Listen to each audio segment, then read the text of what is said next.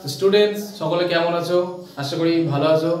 তা আবারও তোমাদের স্বাগত জানাই অরূপ প্রাইভেট এবং কোচিংয়ে। তো অনেকদিন পর আসছে ভিডিও। তো আজকে করাচ্ছি ক্লাস 5-এর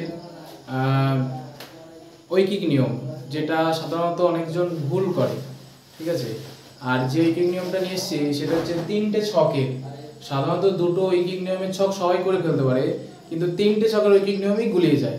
তো আজকে 2টো অঙ্ক করাবো। 2টো অঙ্কর মধ্যে আশা করি একটা অঙ্ক কমন আসবেই, তবুও তোমরা বুঝে নাও যেন বাকি অঙ্কগুলো করে ফেলতে পারো।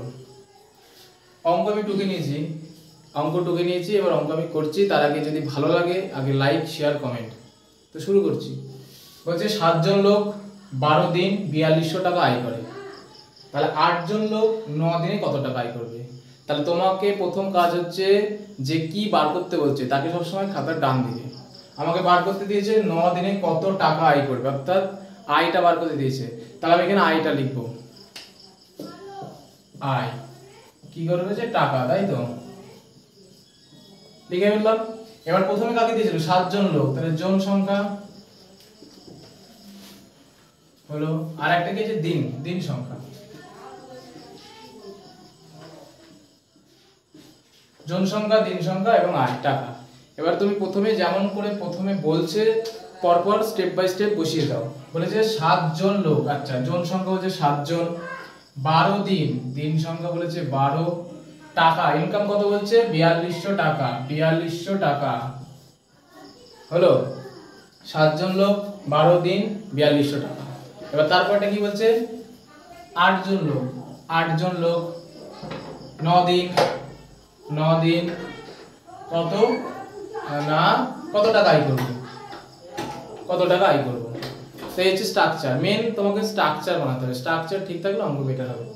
তাহলে জন সংখ্যা, দিন সংখ্যা, আয়, 7 জন লোক 12 দিন 4200 টাকা, 8 জন লোক 9 দিনে কত টাকা। এই হচ্ছে স্ট্রাকচার। এবার তোমাকে বানাতে হবে সম্পর্ক। কি সম্পর্ক এটা? সরল না ব্যস্ত? দুটো সম্পর্ক, একটা সরল একটা ব্যস্ত। আমি যখন ক্লাস 8-এর সময় কার্য করেছিলাম আমি বলেছিলাম যে কি করে সম্পর্ক নির্ণয় করতে হয়, কোনটা সরল সম্পর্ক হয়, কোনটা ব্যস্ত সম্পর্ক হয়। তো আমি এটা একবার বলে দিচ্ছি সরল সম্পর্কটা। এই প্রথমে ঢাকা দেবা, এটা নেই। তোমার ক্যালকুলেশন হবে জন সংখ্যার সাথে আয়ের, তারপর এটাকে ঢাকা দিই দিন সংখ্যার সাথে আয়ের। তাহলে প্রথমে ঢাকা দিলাম, জন সংখ্যার সাথে আয়ে যাচ্ছে, ঠিক আছে। কি বলছে যে 7 জন লোক 4200 টাকা আয় করছে, তাহলে 8 জন লোক বেশি করবে না কম করবে? তাহলে তুমি সম্পর্ক নির্ণয় করতে গেলে বুঝতে হবে যে 7 জন লোক যদি 4200 টাকা আয় করে, 8 জন লোক তো বেশি আয় করবে। এবার তোমার দেখো এইখান থেকে এইটা কি হয়েছে? বেড়েছে। 7 জন ছিল 8 জন হয়েছে, 7 জন ছিল 8 জন হয়েছে, তাহলে এখান থেকে বাড়লো। আবার তুমি যে ক্যালকুলেশনটা করলে যে একে বাদ দিয়ে যে 7 জন লোক 4200 টাকা আয় করে, তাহলে 8 জন লোক তো বেশি আয় করবে, তাহলে এখানেও আমি দেখছি বেশি আয় করবে, তাহলে এখান থেকেও বেশি হয়েছে, ক্যালকুলেশনটাও বেশি হচ্ছে, অর্থাৎ দুটোই বেশি হচ্ছে। তাহলে দুটো যদি বাড়ে তাহলেও সরল, দুটো যদি কমে তাহলেও সরল। তাহলে এখানে আমার দুটোই বাড়ছে, অর্থাৎ কি সম্পর্ক? এটা আমার সরল সম্পর্ক। তাহলে আমি লাইনটাকে পরিষ্কার করে লিখতে হবে যে জন সংখ্যা ও আয়ের মধ্যে সরল সম্পর্ক, সরল সম্পর্ক হলো। এবার এটা সাইড করে দেবে, এর সাথে তোমার ক্যালকুলেশন হবে সেম প্রসেসে। বলছে 12 দিনে তুমি 4200 টাকা আয় করো, তাহলে 9 দিনে তুমি কত টাকা আয় করবে? তাহলে এখান থেকে আমি প্রথমে দেখবো কি হয়েছে, এটা কমে গেছে। 12 দিন ছিল, সেটা 9 দিনে চলে এসেছে।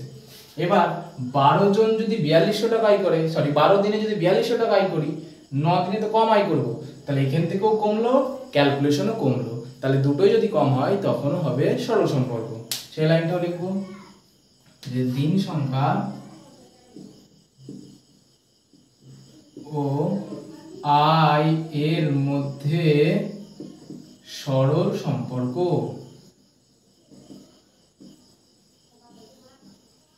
হলো। তাহলে দুটোই আমার কি সম্পর্ক হলো? সরল সম্পর্ক হলো। এইটুকু হচ্ছে অঙ্কের ফুল স্ট্রাকচার এবং তাদের সম্পর্ক কমপ্লিট। এবার তুমি এই পার্টে এবার আমি অঙ্কটা কমপ্লিট করব। তাহলে কি করে করছি দেখো, প্রথমে তোমার একদম সুন্দর করে লাইন দেওয়া ছিল 7 জন লোক 12 দিন 4200 টাকা আয় করে, সেই লাইনটা আমি লিখছি 7 জন লোক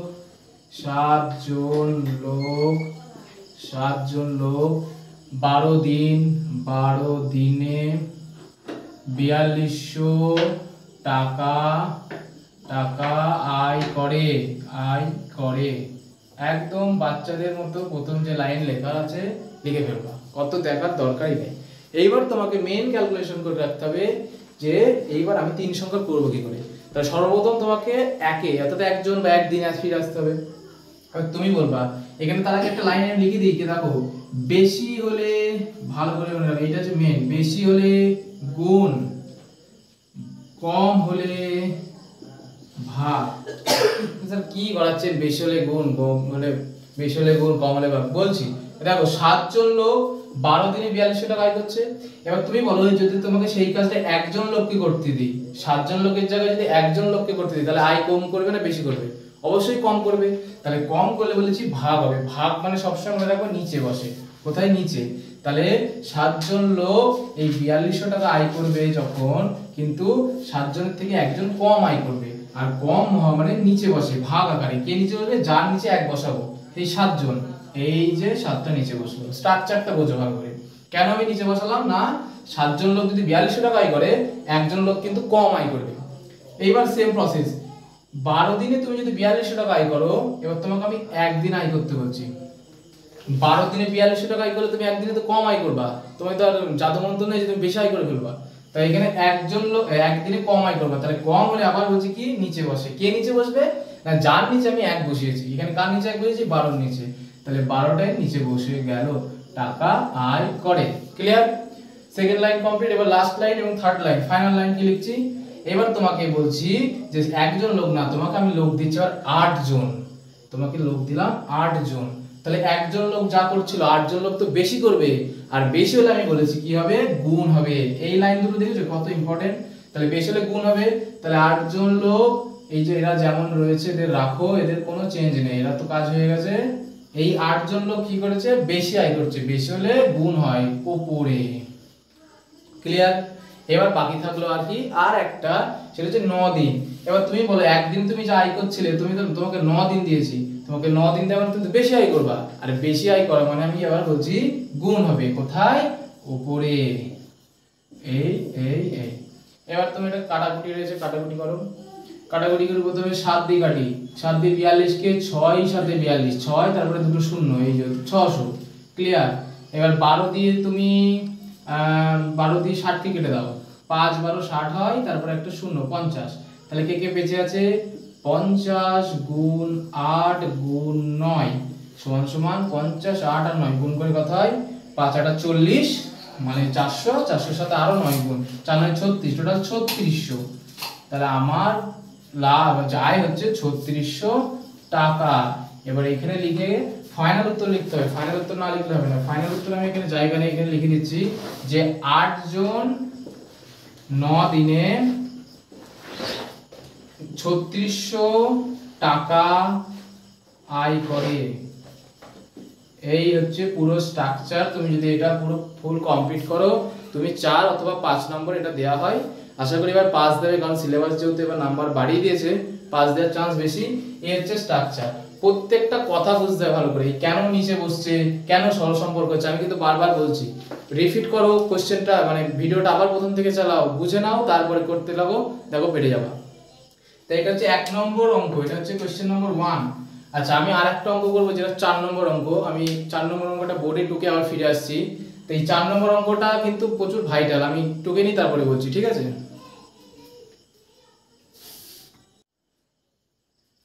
তো তো ফিরে এলাম অঙ্কটি টুকে নিয়ে। এটা হচ্ছে 4 নম্বর অঙ্ক, 213 পেজের 4 নম্বর অঙ্কটা। এই অঙ্কটা কোশ্চেন মার্কে প্রায় প্রতিটি স্কুলে পেয়ে যাবা। 3 নম্বরের যদি ঐকিক নিয়ম দেয়, তাহলে আশা করি এই অঙ্কটাই থাকবে। হ্যাঁ, গত বছরেও দিয়েছে, তার আগের বছরেও দিয়েছিল হয়তো। তো এই অঙ্কটা ভালো করে বুঝে নাও, যে অঙ্কই দিই শিখে গেলে সব পারবা, ব্যাস। এবার আমি শুরু করি। কি বলছে? 14টি পাম্প মেশিন 200 দিন 2800 লিটার, সরি 28000 লিটার জল তোলে। 14টা পাম্প মেশিন 200 দিনে 28000 লিটার জল তোলে। তো তোমাকে কি বলছে? 20টা পাম্প মেশিন দিয়ে 125 দিন সময় দিচ্ছে, তুমি কত লিটার জল তুলবা? তো আগে কি বলেছি? সবসময় বলেছি যেটা চাইবে, অর্থাৎ যে কোশ্চেনের অ্যান্সার চাইবে তাকে সবসময় খাতার ডান দিক। কাকে চাইছে? কত লিটার জল তুলবো, তাহলে কত লিটার অর্থাৎ জলের পরিমাণটা চাইছে। তাহলে লিখে ফেলো সুন্দর করে, জলের পরিমাণ বা হ্যাঁ পরিমাণ, জলের পরিমাণ লিটার লেখো ব্র্যাকেটে। আচ্ছা প্রথমে কি ছিল পাম্প মেশিন, লিখি মেশিনের সংখ্যা, মেশিনের সংখ্যা। আচ্ছা আরেকটা কি দেওয়া আছে দিন সংখ্যা। স্ট্রাকচারটা কিভাবে বসাচ্ছি সেটাও বোঝার, হ্যাঁ প্রত্যেকটা জিনিস খেয়াল রাখতে হবে। এইবার তুমি তিনটে পার্ট আমরা বসিয়ে দিয়েছি, এবার প্রথম পরপর পরপর বসাবো। কি বলছে 14টি পাম্প মেশিন বসাও মেশিনের ঘরে, 14টি পাম্প মেশিন 200 দিন, তাহলে 200 দিন 28,000 লিটার জল তোলে, এই যে 28,000 লিটার লিখে দিলাম। নেক্সট কি বলছে 20টি পাম্প মেশিন, 20টি পাম্প মেশিন 125 দিনে কত লিটার জল তোলে। Structure ready. এবার কি কাজ, এবার কাজ হচ্ছে সম্পর্ক নির্ণয়। এটা কি সম্পর্কে, সরল না ব্যস্ত? চলো করি, সরল না ব্যস্ত। প্রথমে কি আছে বলেছিলাম এটাকে ঢাকা দিতে হবে, ক্লিয়ার। 14টা মেশিন ছিল 20টা মেশিন হয়ে গেছে, মেশিন সংখ্যা বেড়েছে। এবার তুমি ক্যালকুলেশন করো 14টা মেশিনে তুমি 28,000 জল তুলতে পারছো, তোমাকে 20টা মেশিন দেওয়া হচ্ছে, তুমি কম তুলবা না বেশি তুলবা? 14টা মেশিন যদি 28,000 তোলে 20খানা মেশিন, মেশিন তো বেড়েছে, তার মানে জলও বেশি তুলবে, তাহলে এটাও বেড়েছে, ক্যালকুলেশনে বেড়েছে, অর্থাৎ কি সম্পর্ক, সরল সম্পর্ক। লিখি লাইনটা, মেশিনের সাথে জলের পরিমাণের সরল সম্পর্ক, সরল সম্পর্ক। এটা প্রথমটা। দ্বিতীয়টা হচ্ছে দিনের সাথে জলের পরিমাণ। আবার ক্যালকুলেশন করো, দিন কি আছে এখান থেকে দেখো কমে গেছে, 200 ছিল 125 এসেছে। এবার তুমি জল তুলবা কত, তোমাকে 200 দিন টাইম দেওয়া আছে, তুমি 28,000 জল তুলেছো, তোমাকে টাইম কমিয়ে দিলাম 125 দিন দিলাম, তুমি তো বেশি জল তুলতে পারবা না, আগে থেকে কম তুলবা, তাহলে এটাও কমছে, ক্যালকুলেশনও কমছে, কমছে কমছে, অর্থাৎ কমছে কমছে কি হবে, সরল, সেই সরল সম্পর্ক। যদি কমছে বাড়ছে হতো তাহলে হতো কি ব্যস্ত। তাহলে আমি কি লিখবো লাইনটা, যে দিনের সাথে জলের পরিমাণের সরল সম্পর্ক। তাহলে দিন সংখ্যার সাথে জলের পরিমাণের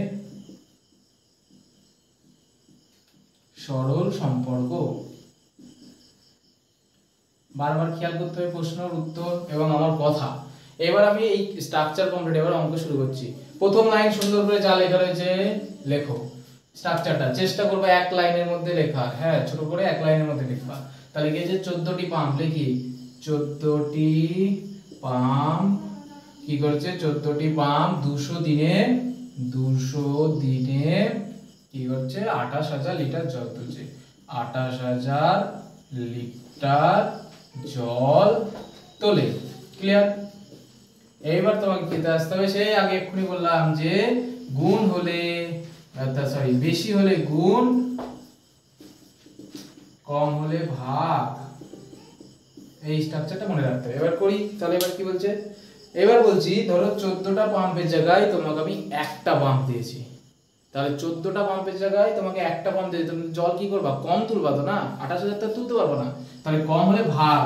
তাহলে এই 14টার জায়গায় যখন আমি 1 লিখবো, এই 28,000 এর নিচে এই 14 ভাগ আকারে বসবে, নিচে বসা মানে হচ্ছে ভাগ আকারে বসা। এবার হলো 14টা পাম্প তুমি 28,000 লিটার জল তুলছিলে, একটা পাম্পে কম তুললে।